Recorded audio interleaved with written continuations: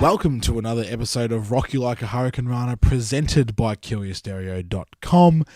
And it's just me, Owen, today, all by myself. Simon's having a well-earned break, just having a spell, living life, enjoying life, having a bit of a break away from me, the lucky man.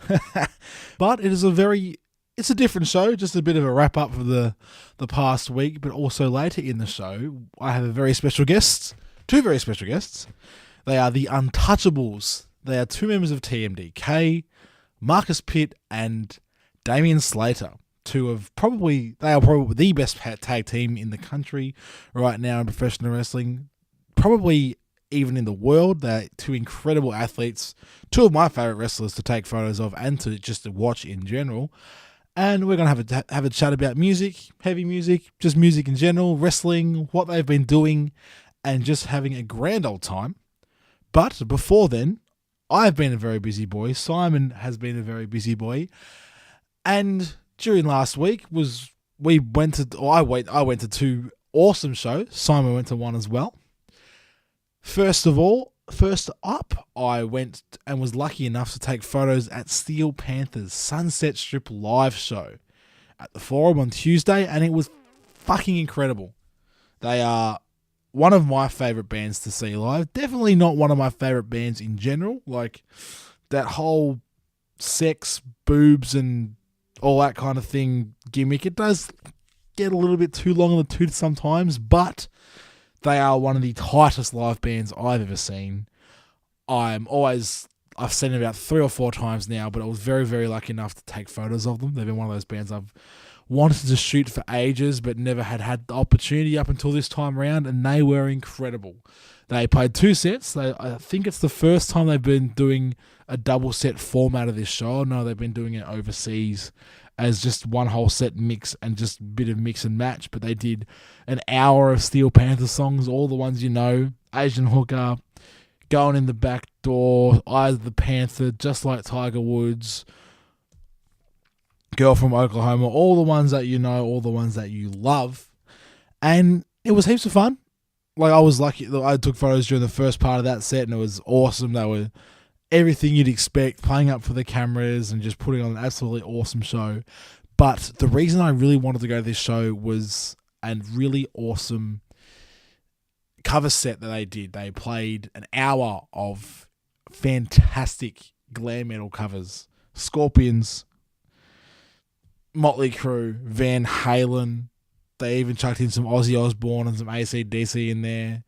Whitesnake. They played all the bands you'd think would be part of an 80s metal cover set, and it was honestly one of the most enjoyable hours of live music I think I've ever witnessed. And I'm not even just saying it because it was songs I love, but that was so good, and the crowd was losing their mind over every song that Steel Panther had played, and it was just fucking awesome. Like, just absolutely awesome.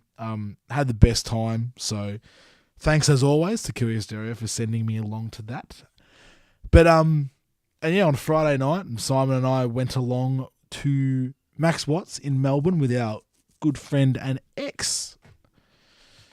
ex-guest of Rock Like a Hurricane Runner, Tamarch. He was our Motley Crue expert on our Motley Crue special episode. 3 of us went along to Max Watts to see glam metal legends, hard rock legends, LA Guns. LA Guns being I guess they were the starting point of Guns N' Roses. If you know your glam metal and Hollywood rock and roll family tree very well, it was started off as LA Guns, went into Hollywood Rose, and then Guns N' Roses being Axl Rose on vocals, Tracy Guns on guitar, and that kind of didn't last for long with Tracy Guns in the Guns N' Roses band, but then went back to LA Guns, and LA Guns forged their own legacy, and they were fantastic. But before I get onto them, they had some great support bands. We got there just in time to see 8 Ball Junkies. They're a rock and roll, like they call themselves, supercharged rock and roll band from Sydney, and they were absolutely awesome. The vocalist was, I've never seen this band, never heard this band. The vocalist was just awesome, like absolute proper frontman, how a frontman should be. dancing around the stage, moving to everything, getting the crowd pumped up, and his vocals were absolutely awesome. They were kind of like a half screamed, kind of half sung, very like Bon Scott-esque, but like on crack. But yeah, he was awesome. They were very good. I feel like the one thing that may have let him down was their guitarist. Like overall, he was good, solid guitarist. Played all the riffs were really cool, but his soloing was a little bit sloppy and a little bit thin.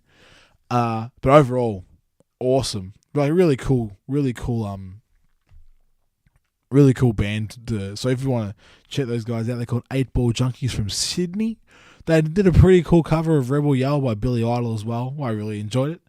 But next up was a band called Sisters Doll from Melbourne. Now, I reckon some of our Australian fans would maybe recognise Sisters Doll. A couple years ago, they were on the Australia's Got Talent TV show. And they did pretty well. I think they got to from memory, I think they got to like the final 4 or 5. And that's how I know them. And they were absolutely brilliant. Like, they are probably one of the tightest, most in sync bands I've seen on stage. Like, they've got everything. They've obviously, being a glam rock band, they've got everything down pat, both choreography wise, stage wise. The drummer's got the awesome little like old school headset drum mic, so he doesn't have a mic stand in his face, and they were just all absolutely brilliant. The crowd, like, there was obviously had a lot of fans of the band there. The crowd were absolutely losing it for these guys. Super tight. Like, just the guitarist was absolutely just, they're a 3-piece, so you've got the 3 brothers as well, which is really cool. So you've got guitarist, singer, drummer, does a bit of singing, and the bassist does a little bit of backing vocals. But it was very, very cool. They were a really, really awesome band. They closed with a fucking ripper version of Love Gun by Kiss, but the crowd just loved their originals, and I did too. They were really, really cool. I guess every song had a little bit of a different like influence from like Kiss, Hanoi Rocks, Poison, a little bit of Jet Boy, like some of like the more some a little bit of the more obscure glam rock bands from the mid 80s, but and that kind of sounded like a little bit of early Twisted Sister as well. But yeah, they were a really cool band. Like, I think if you ever get the chance to check out Sisters Doll, definitely do it. I think I might just play a song of theirs at the end of the show to cap it off because I like them so much. But yeah, they were absolutely fantastic. So if you get the chance, I think they got a few shows coming up around Melbourne, so check out their Facebook page. But the reason why we were there were rock and roll legends of the Hollywood glam scene from the mid to late 80s, LA Guns, and they were brilliant. I would mean to go to this show, and I got my ticket literally the day, like the morning of the show, and I'm so glad I did. It was $70 well spent. They were brilliant. It was the first time that vocalist Phil Lewis and Tracy Guns, the guitarist, had been in Australia together for God knows how long, many years. And this is the first time they've been touring together in a very, very long time. And it's so good to see them back together. For fans like myself and Tamarch and Simon, we were very, very stoked to see them play together. And it was such a good set. They played all the songs they would play, like Electric Gypsy, Sex Action, Malaria, all the awesome songs, all the awesome classic LA Gun songs that they play. But they also played a whole bunch of new stuff from their new album, Missing Piece, which I loved from last year. So definitely check that out. It was in my top 10 albums last year that I really, really enjoyed. But yeah, it was brilliant. It was a really big crowd too. Didn't really think it'd be too much of a big crowd, but it was pretty packed at Max Watts. It was an awesome night. Definitely all our American or international fans, if LA Guns are coming to your town, you have to go. They were absolutely brilliant. I had the best time. I am very happy that a lot of these old glam and sleaze bands are coming to Australia again. Like, it's like a mini revival. It means I get to see the bands that I love, and I didn't get the pleasure of reliving the first time because I wasn't alive. But enough of that. Enough of me recapping my cool little week, just living the glam rock dream. I'm going to hand over to myself. And here's my chat with Marcius Pitt and Damian Slater, the Untouchables of TMDK. Alrighty, I am here all by my lonesome today, and I'm here with the Untouchables from TMDK, from EPW Perth, Marcius Pitt, and Damian Slater. How are we, boys? We are fantasmic. Good Digibeard, how are you? Man, I'm not bad. Living the dream, living life. You know what it's like. Good to hear. That's good. How about you guys? You guys have been very busy this year. Yeah, we have. We've been riding the wave of international visitors in this country. Yeah. So we had a good time on the New Japan tour early this year. Because you did all 4 shows. No, on we that did one, 3 out of 3. 4. We did Yeah. Melbourne, Sydney, Perth. Yep. Not good enough. Adelaide. Unfortunately, not good enough for my hometown. I was gonna but say, that's since all Oh, mate, missed out on Adelaide. Since you've moved from Adelaide, I don't want you anymore. Everyone's forgotten. But yeah, and we just recently followed up with the Progress X EPW event, and obviously now we're here in Melbourne for the big MC dub. Yeah, that's awesome. What about you, Muffins? How's things with you?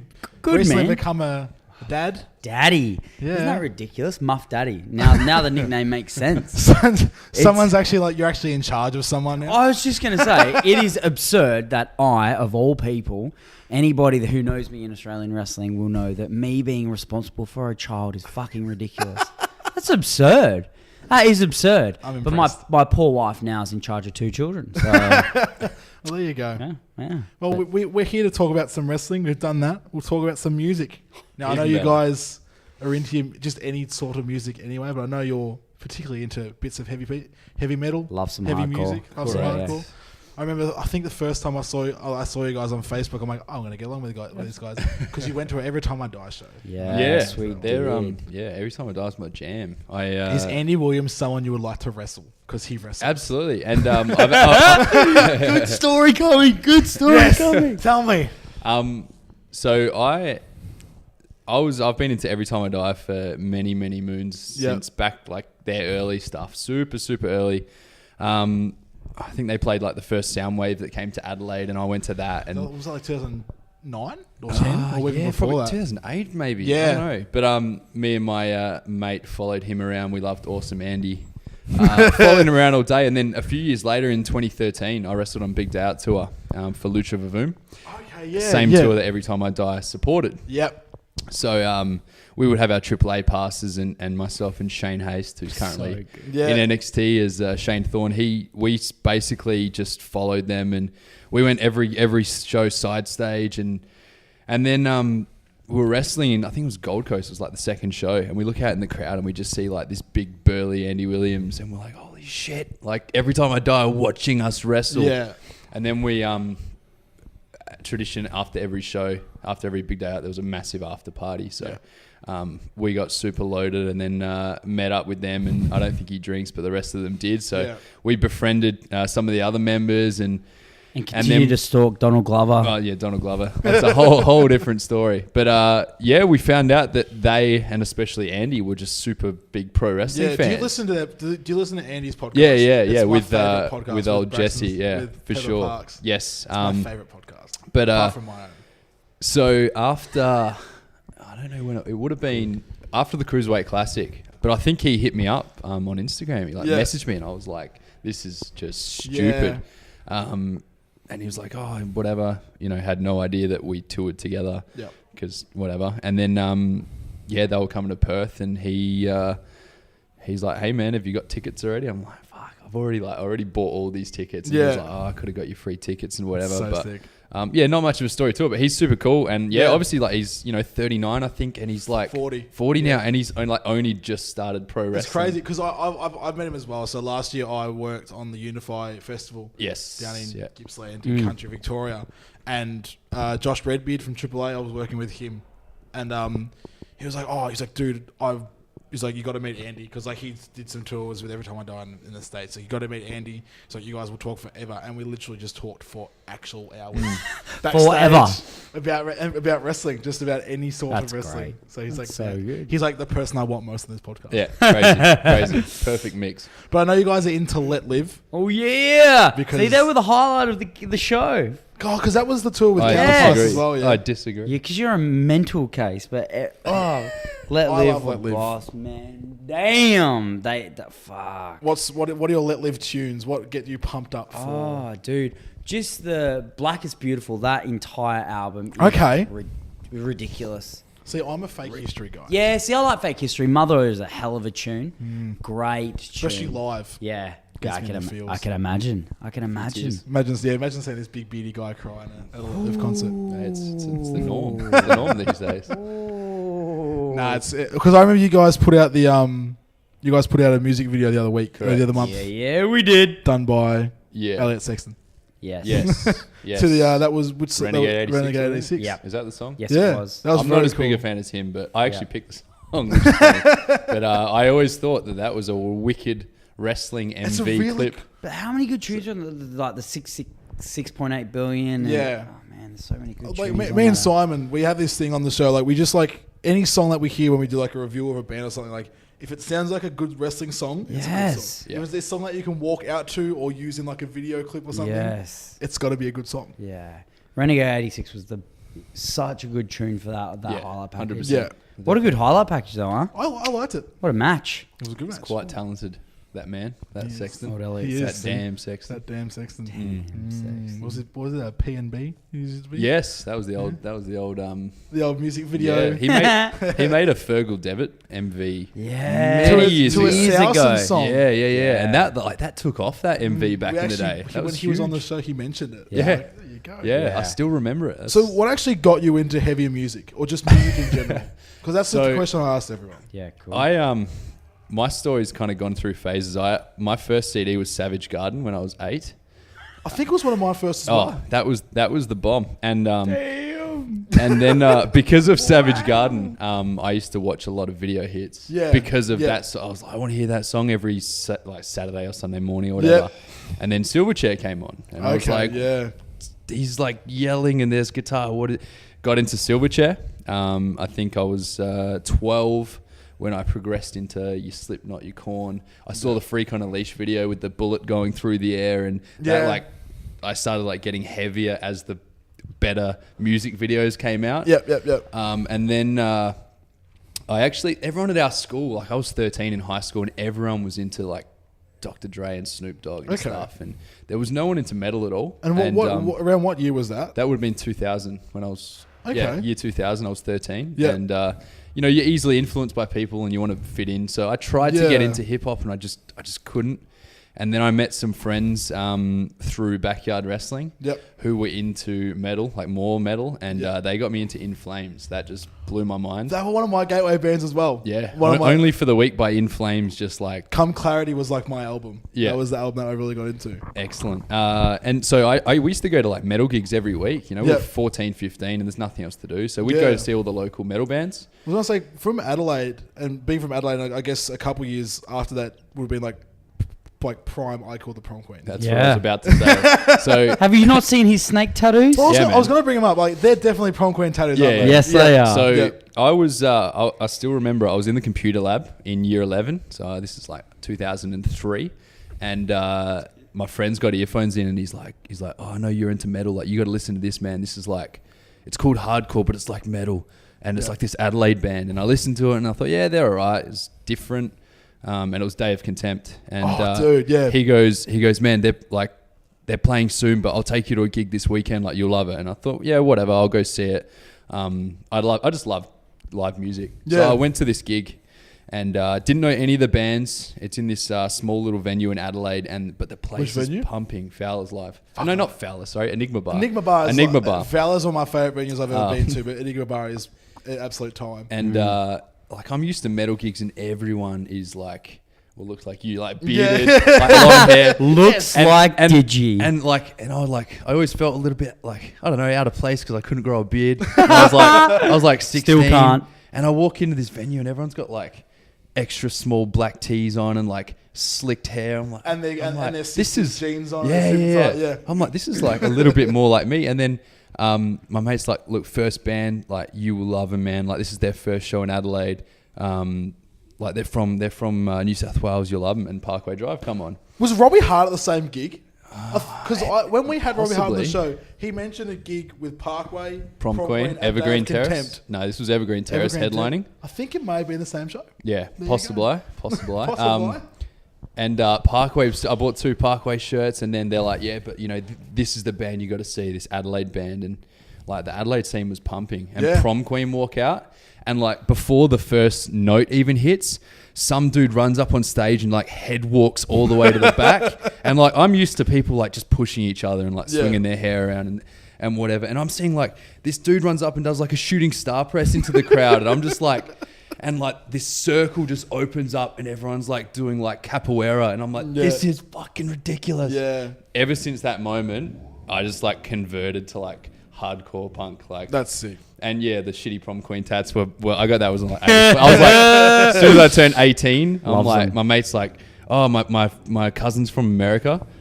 She's a tattoo artist. And she'll give you like heaps of discount. We'll just do it in my backyard. I'm like, fuck yeah. And so the next, like later that day, I'm like, all right, sweet. 4 hours later, I got prom queen. I remember the first time I saw them, I'm like, are they prom queen tattoos? I'm like, Yes. I really, it's Yes, fantastic. they are. See, Songs for the Recently Deceased is one of my favourite albums still. It's a good album. I'm more partial to the Crafter era. I'm more When Good One Means Forever. See, like, me and my brother, we have like the Parkway Prom Queen split EP that you can't nice. find anywhere. Yeah, the original. It's a lot of Bit of swallowing razor blades. yeah, and, man. we've been offered Love a lot it. of money for it. We're like, no, we're good. Yeah, Wow. awesome. Yeah, Wow. because like you can't find it anywhere. I think there's only like maybe 500 copies ever made. Yeah, on yeah, CD. yeah. Yep. So Yeah, it's like one of exactly. my prized possessions. No, it's they were the glory days, man. Yeah, The absolutely. glory What about you, days. Muffins? I think it was 1995, so I was like 8. You're old. And I know. You're real. I was We're born both in old. 1995. Fuck you. I hate you. Fuck this motherfucker. So I remember I was down in Albany at my auntie's house, and I was in my cousin's, like hanging out with my cousin, and he was playing this music, and I was like, man, this is pretty cool. What is it? He goes, oh, yeah, it's not too bad, but you can have it. And he passes me this album, and it's America's Least Wanted by Ugly Kid Joe. Okay. And I was like, damn. That's more my style. That's like more like the man. glam And I hard was rock like- style. I That's was my like, shit. What is this? That's awesome. And I think the first song he played me was Cats in the Cradle. Yeah. And I was like, this is fuck, what is this shit? And then I remember like Neighbour and stuff. That album I fucking played for, I would have played it a million times. Yeah. Like that was the first album that introduced me to like heavier music. But at the same time, my cousin was like banging out X-Nay on the Hombre as well at the same time. Yeah, yeah. And so he massively got me into the Offspring. I was a huge Offspring fan for years. Like, especially in my earlier days, like I was constantly like, I think for a good 2 years, I looked for the original Offspring album. For a good 2 years. Yeah. No CD stores had it. No. I remember like So going... that's one from like 1989. Yeah. Yeah. And it's like that really weird... I remember the album cover was like a really weird, like fucking frail, skeleton-y sort of fucking odd human being on the So front. like Jennifer Lost the War and stuff. And like, It 6 was songs. bizarre. Yeah. But like, and I mean that first album's cool, but I thought like Ignition was where it's at, and then just from there it fucking went up. Like I remember the very first Offspring gig I went to, I think it would have been 10 or 11, and I remember Offspring were playing, and Chester was, I think they were singing Gone Away. Yeah. And all of a sudden, the fucking amps blew up. And I was like, what the fuck? And it looked like fireworks and shit shot out of the amps. I was like, what the fuck's going on? Whole venue went black. And then Chester all of a sudden gets on the microphone and he's like, oh, look guys, we're having a few issues here, blah, blah. Just got to hold on. Just give us a second, blah, blah. And then all of a sudden, like, Noodles starts, like, hammering the riff for Dirty Magic. Yeah, sick. From Ignition.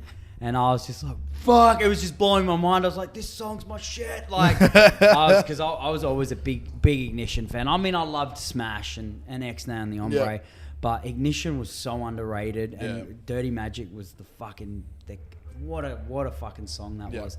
But yeah, no, that was they're massively fond memories of. I feel like Offspring were a gateway band for a lot of people. They were for me, definitely. Huge. I was like 4 or 5. Yeah. And did you, my parents always used to like tape music videos off Rage and video hits. Yes. And just used to like put them on whenever. Yeah. And like there was always Offspring songs on there. And like, especially their shit from like Americana and stuff like that. Like Why Don't You Get a Job and all that kind of stuff. Yeah, of course. But and that kind of like got me into more of them. And then 2013 I saw them twice in a year. Yeah. Because they came out for Soundwave then Warped Tour. Yep. And it was like the coolest thing ever. I'm like, Oh man. 7-year-old Owen is gonna love this. Because I was a drummer, man, for years. Yeah. And I did a little bit of stuff like when I was younger, like helping out carnival and stuff like that, which was cool. Oh, no like, shit. Just doing a little bit of studio drumming and stuff like that for him. And like Ron Welty was my fucking hero, like the original Offspring drummer. He was phenomenal. Like I remember, I think it was 1998. I reckon. I think I was fucking, I don't know, 12 or some shit. Yeah. And 11 or 12. And I remember I got these backstage tickets for Offspring, and they were playing at the Perth Entertainment Centre. Okay. It was like one of their bigger gigs that they'd ever done in Australia. And it was fucking jam-packed, man. It was jam-packed. And we got backstage tickets. And I remember Greg K came out, and like everyone was kind of like standing back, like, oh, do we approach this guy or do? And he's kind of like fucking standing there awkwardly, and everyone's like just so starstruck and like, fuck, do we talk to this dude? Yeah. And then I remember and Greg's like standing there and like, man, fuck these guys. Like no one's talking to me. And he fucked off, and I was like, oh, okay. And then I just remember the next person coming through the curtain was like Ron Welty, and I was like, oh, and I ran up to him and I was like, dude, you're my biggest, you're my hero. Like, I'm your biggest fan. Like, you're the most amazing drummer, man. Like, I love everything you do. And he's like, oh, thanks, dude. Thank you very much. I didn't know you were a drummer. That's sick. Because I used to drum really shit punk bands. Yeah? Yeah, we call them Miyagi's because my favorite movie is The Karate Kid. So yeah, exactly. good. I haven't seen it yet. No, I haven't seen The new series is no, so good. I have to watch it. It's so good. I have to watch it. I've heard good things. I was very. I saw you bang on about it. I'm like, I have to go. I have to watch it somehow. I was prog rock, man. Like our band, like we were called Off Limits. Lel, what a fucking such a generic. We were having a chat about Off generic band Limits. guys. Fuck. And we were very prog rock, and then at times a little Silver Cherish and stuff. But it was good. Like I was pretty adaptable and stuff in terms of my drumming styles. Like I could drum most things. Yeah, dope. And I was obsessed with just tabs. Like I used to like print fucking countless tabs out. My parents used to grill me because I used to fucking run their ink cartridges down to like just to nothing. put off drum music. And they're like, "What are you fucking doing?" And I was like, just printing pages of tabs, pages of tabs, pages of tabs. Yeah, that's sick. I used to play every day, man, for fucking hours. I used to have a Pearl Export Series kit. And it was like this topaz fade color, so it's kind of like an orangey yellow, which like faded into like this brown color. It was fucking sick. What a guy! And I remember, I think like my old man, like I think he spent like $5,500 on my drum kit. It was epic, dude. I loved it. Were you musically inclined, Slats? No, not at all. No, just like going. Me and some friends had planned to start a band actually called No Sensei. Yeah. Yes. And I practiced vocals for a few months in preparation. It just never went anywhere. But I never played any instruments. I guess it's one of those things where if you don't play it during high school, at least you kind of fall off the wagon. And I didn't fully get into like live music until I was about 15. And by that point, like my parents aren't going to buy me anything. And that was when you started wrestling training, a bit earlier. 15, than that. yeah, same age. And there's just too much going on. Yeah. It's funny, man. Like you think of like guys and stuff in our wrestling like community and stuff now in Australia, and I'm like, oh yeah, like fuck, like do you have any other hidden talents or special talents? I tell you, Logan Gray from Perth from EPW. Yeah, he was in a sick band for fuck, ages. man, and what a vocalist! Like he was fucking incredible. They were great. Like he's mates with my friend Detlin, who's a band called Advocates, who I used to tour with. Yeah. They're very similar, like kind of style of music. Yeah. So. He sang for Moments in or a Perth hardcore fucking metalcore incredible. band. Like my wife fucking hates hardcore music, just doesn't like it at all. But I remember her saying to her, I was like, Chips has got a gig on, like let's go, like let's go. And she was super keen, and even she was like, man, he is fucking good. Like she was well impressed. He's unreal. And then you got like guys like, because David Storm, he just like listens to like all the good shit from like the 90s. Yeah. Or like the early grunge stuff and like dude, Carnival and that. EPW was very influenced early on by a lot of Perth bands like Heavyweight Anti-Static, Champ. Subtruck. So a lot of the local Perth metal scene used to allow EPW to use songs for their music videos, and their music videos in the early days of like the early 2000s. Revolutionary. Well, I mean, Australian wrestling back then was very like traditional, a lot of old timers and not a lot of like cool cutting edge stuff. Yeah. But EPW kind of did that. They did the music videos and they played the awesome metal that's honestly what attracted me to them. I was like, man, these guys are just cool. I guess like as well as that, but like obviously most people be like more like the WWF kind of stuff where they use a lot of, and even WCW use that more like absolutely like 90s, like early like late 80s, early 90s, like glam style. Yeah, like even and fuck, Misfits. did you like? Yeah, but around Misfits and WCW Hell is yeah. the most cringiest thing ever. oh yeah. And then when Insane Clown Posse were in man. WWF. Yeah. But seriously, dude, like around the time, like 2004, 2005, that's when EPW were like hammering the highlight videos and using bands like Anti-Static, Subtruck, Heavyweight Champ and stuff. And at the same time, like WWE were using very, very similar music. Yeah. I just remember like at one of the EPW's big show, their annual show, Reawakening. I remember before, like, while it was EPW's very first ever cage match. Okay. And while they're setting up, it was Azazel versus FN Carnage. And while they're setting up to like kill time, Anti-Static played a live set. No shit. It was See, fucking I want cool, more of that man. in wrestling Yeah, it was again. fucking cool, dude. Yeah. Like, it was funny though, because like they're playing and playing, and they're like, "Fuck, these guys are taking a real long time to set up," and somebody had to run over and be like, "Yeah, guys, can you fill in for another like 20 more minutes? Can you play some more shit?" And they were like, "Fuck, man!" By the end, they were digging into their repertoire. I think they were like nailing fucking covers and shit. 'Cause they were just running out of material. It was so good, but fuck, it was cool. Would you like to see more bands like team up with wrestling again, like how like Wrestle Rock used to do it? I think the issue is though, like with your, just for what the wrestling scene is like these days, your demographic is certainly getting back into like the 18 to 35. Yeah. But I wouldn't necessarily say they're into a certain genre of music. Yeah. So, I mean, you could bring out a metal band or a rock band or whatever. Who's going to enjoy it? I don't know. That's the hard But thing. Back then, it seemed like everyone could appreciate Yeah. some wrestling metal. That's what I found so impressive with the Every Time I Die show they did in December last year. Yeah. They sold 3,500 tickets to a show with 6 wrestling matches and 9 bands on the same show. Yeah, okay. Like that's beyond belief sometimes, especially in today's day and age. Definitely. So, For sure. it's so sick. Yeah, no, it's a shame because like one thing that really stands out to me is Shane Haste or Shane Thorne from NXT. Yeah. He had this. I mean, it wasn't the greatest track in the world, but his mates had a band, and I think they made him a song. It was called Meat. Okay. It was called Meat, and it was his entrance theme for years, and it was Yeah. fucking cool because he had his own recorded song that was made specifically for him, and he could use it on any sort of like media revenue. Like no one's gonna obviously try and do you for copywriting and stuff like that. Yeah. It was cool, and it's like one thing I've always wanted to do in my wrestling career is have some band or someone like make me my own like personal Well, that was thing. like with the song that Sexton used on the New Japan tour was written by a mate of ours, Cam. Yeah, okay. He plays a band called Set Me On Fire. Yep. He used Yes, to be and they were he used to be Storm backyard- Picturesque. Is that them? No. Yeah, he was in Yeah, Storm yeah, Picturesque too. yeah, He was yeah. also the backyard wrestler CJ Yes, Phoenix. yes, Ah. I do. Those who were Yeah. playing at home. That's right. Fuck. Yeah. I knew that. Yeah. When I found out, it blew my mind. It was Yeah, fantastic. wicked. That was, That's I remember cool. HVWA back in the Yeah. day. Man, it's funny because like back then, backyard wrestling was really frowned upon.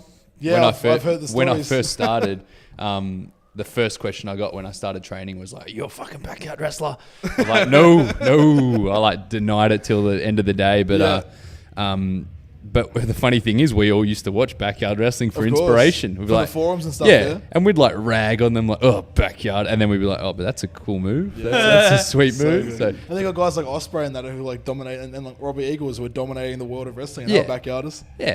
look, most of us did some backyard. Yeah. Like, who wouldn't? It's fun as hell, man. Like, backyard wrestling is the bomb. I used to Yeah. beat the fuck out of my brothers and my brother and his friends on my mates my brother's friend's trampoline. It was great fun. Stupid shit you used to do on those. So Man. before we wrap up, I just want what was your favorite entrance song you've ever used as a tag team or just singles? 'Cause I'm sure you guys have had some pretty cool stuff. I haven't had many. The one I used the longest would have been Blue Monday by Orgy. That, Okay. I used that Good. for many years. Cool. For close to 10 years, I reckon. Yeah. And that was definitely one of my favorites. Awesome. I feel like I outgrew it, but that'd be my pick for sure. Fuck yeah. What about you, Muffins? Fuck, man, I don't know if you could call like my themes very fucking exciting. I think I used Undead by Hollywood Undead for it would have been close to 10 years. Wow. I only just That's a band I haven't stopped heard for finishing. ages. Yeah. It was for 8 years, and I think it was just a song that just suited me to a T. I actually really like our current. Yeah, I was theme. gonna say, what's your current one that you guys walk out? Motionless in White, Final Dictum. Oh, good choice. It's just It's different. different. I'm always looking for what's not being used. Yep. So there was a period everyone. where everyone used metal, and I kind of went to something more hip hoppy and started using a bit of Childish Gambino. Yeah. No, And then everyone uses now hip-hop. everyone's kind of going hip hop, so I went with something a bit more electronic and Metal. I'm always looking for something different. So yeah, I Stand like out our theme. somehow. I like our theme. Motionless and White seem to be bringing back that industrial sound, Yeah. which is Yes. kind of cool. So- And I was always a huge Orgy fan growing up. So yeah, Motionless in White kind of, they have that industrial feel, but they still kind of have the hint of like Bleeding Through and all those kind of Yeah, bands. it's sick. So they're a good mix, I find. Fantastic. Well, boys, thank you so much for joining me. Thank you for having us, brother. Not a problem. No worries. And there we have my very fun chat with Marcius Pitt and Damian Slater, the Untouchables from TMDK, two fantastic guys, great friends of mine, and also just killer dudes. We just chatted about music, some wrestling, lots of metal, how Slats grew up in the fantastic Adelaide hardcore scene of the mid-thousands. So hopefully you enjoyed that chat, and hopefully one day we might get to see that Damian Slater versus Andy Williams from Every Time I Die wrestling match. I'd pay good money to see that one. Anyway, thank you very much for joining me, just me, on this episode of Rock You Like a Hurricane Rana. Please feel free to subscribe to us on iTunes, give us a rating, give us a 5-star review, because the more of those you give us, the more our little show gets pushed out to the world. Follow us on Twitter at RYLAH Podcast, on Facebook at Rock You Like a Hurricane Rana. And as promised earlier in the show, I did say I was going to play a Sisters Doll song to finish the show out. So here is the song that I liked most from their set on Friday night with LA Guns. This is a song Strut from their latest album, All Dolled Up. Fantastic listen, so get on to that. So here it is, Strut by Sisters Doll. We will see you next week when Simon is back in the studio with me as we rock you like a Hurricane Rana.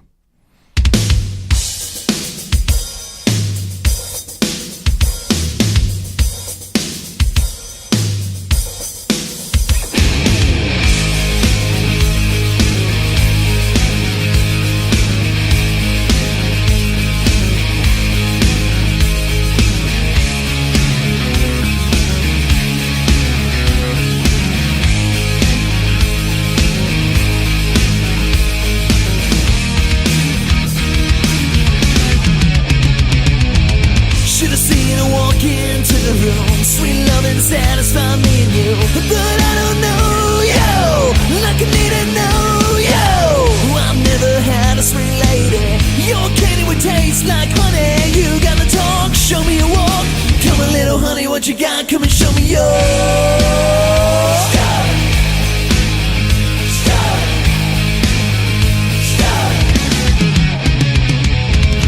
Long legs, you're looking really tight. High heels, I know you're feeling right. Know what you move and everything you do. Walk around like it's a city. When the bar, you look pretty. Drink my whiskey, sip your wine. Old school kissing in the summertime. Come on, baby.